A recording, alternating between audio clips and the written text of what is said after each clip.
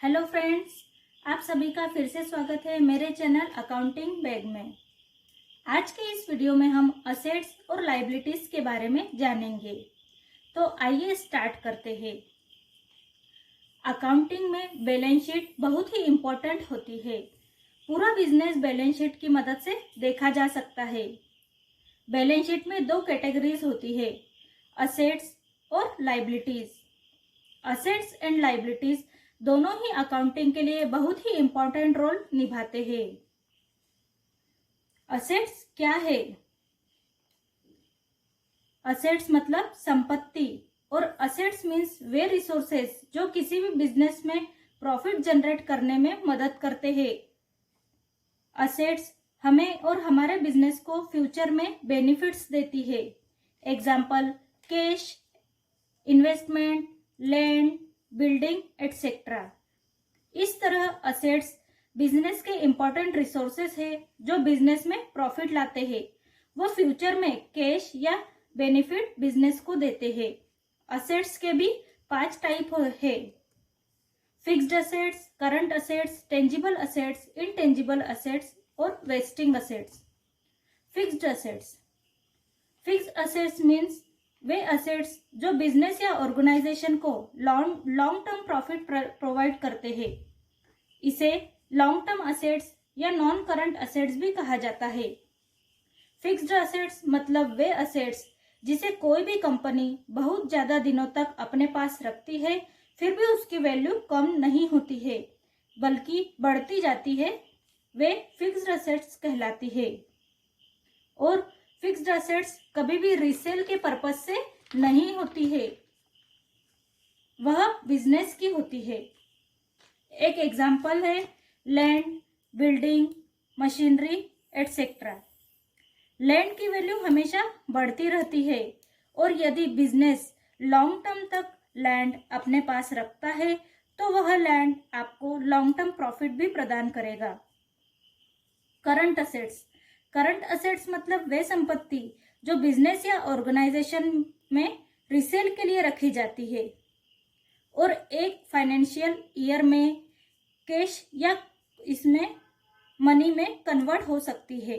मतलब जो असेट्स हमें बिजनेस में शॉर्ट टर्म के लिए रखनी है और जो हमें शॉर्ट टर्म प्रॉफिट देती है, करंट असेट्स कहलाती है, जिसे शॉर्ट टर्म असेट्स भी कहा जाता है।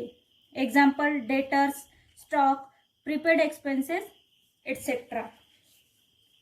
टेंजिबल असेट्स, वे असेट्स जिसे हम देख सकते हैं और छू सकते हैं, टेंजिबल असेट्स कहलाते हैं। टेंजिबल असेट्स को फिजिकल असेट्स भी कहा जाता है। एग्जाम्पल है land, stock, building, machinery etcetera.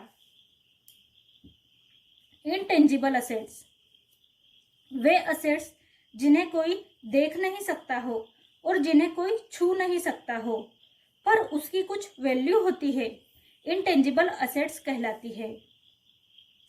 For example, अगर आपने किसी को लोन दिया है तो वह आपके लिए लॉन्ग टर्म प्रॉफिट है, क्योंकि जब तक लोन नहीं चुकाया जाता तब तक उस पर इंटरेस्ट बढ़ते रहेगा और आपको मिलेगा। गुडविल, पेटेंट्स और ट्रेडमार्क इनटेंजिबल असेट्स के एग्जाम्पल है। वेस्टिंग असेट्स, वे असेट्स जो यूज करने के बाद कम होती जाती है और धीरे धीरे खत्म हो जाती है, वेस्टिंग असेट्स कहलाती है।